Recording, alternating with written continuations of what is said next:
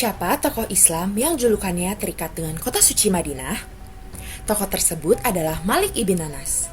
Beliau lahir dan wafat di Madinah sekitar tahun 711 sampai 795 Masehi.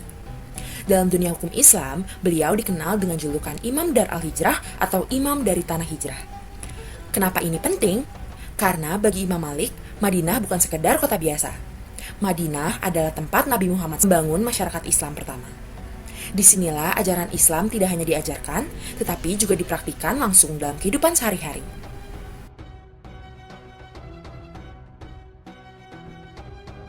Imam Malik hampir tidak pernah meninggalkan Madinah.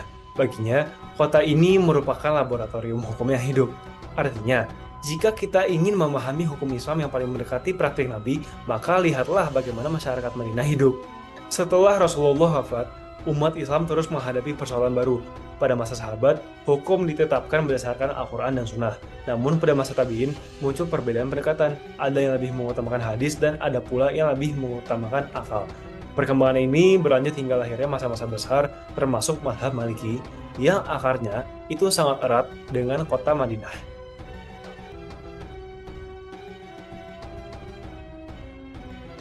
Nah, disinilah letak keunikan dari Imam Malik. Bagi beliau, fikih bukan hanya soal teks, tetapi juga realitas sosial. Hukum Islam tidak hanya dipahami dari apa yang tertulis, tetapi juga apa yang benar-benar dipraktikkan oleh umat.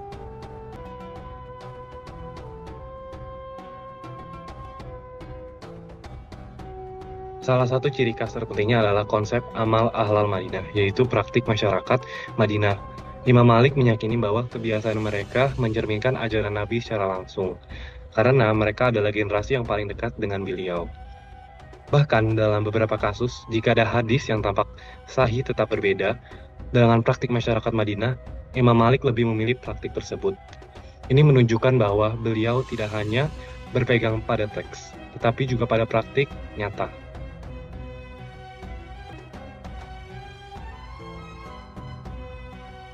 Tumbuh besar di Madinah, beliau melihat langsung bagaimana warisan Rasulullah dipraktikkan oleh keturunan para sahabat dalam keseharian mereka. Kedalaman ilmu dan ketelitiannya dalam menyaring riwayat inilah yang kemudian melahirkan sebuah mahakarya Al-Muwatta.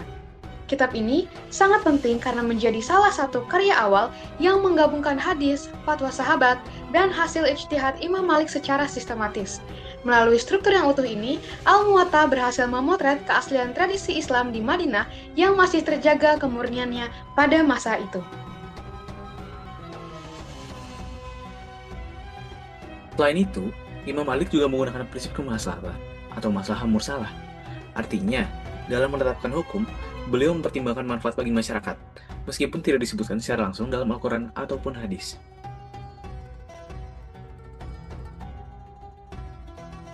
Apakah Anda pernah berpikir bahwa apakah hukum Islam itu kaku atau tidak fleksibel?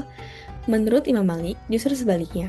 Beliau juga menerapkan konsep Sat Azariah, yaitu menutup jalan menuju keburukan. Artinya, sesuatu yang sebenarnya boleh bisa saja dilarang jika berpotensi membawa dampak negatif di kemudian hari. Pada akhirnya, pemikiran Imam Malik menunjukkan bahwa hukum Islam tidak bersifat kaku.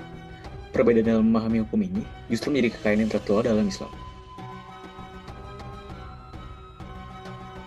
Mazhab Maliki menjadi bukti bahwa keagamaan adalah sesuatu yang bersifat wajar selama keberagaman tersebut tetap berlandaskan pada Al-Quran dan juga Sunnah. Jadi dari Imam Malik kita belajar bahwa hukum Islam bukan hanya soal teks saja, tetapi juga soal kehidupan. Dan dia bukan belajar tentang sesuatu yang tertulis saja, tetapi juga apa yang dijalankan. Dan disitulah kita menemukan keindahan dari fikih. Dia selalu hidup, dia selalu berkembang, dan dia selalu relevan dan sesuai dengan perkembangan zaman serta kebutuhannya.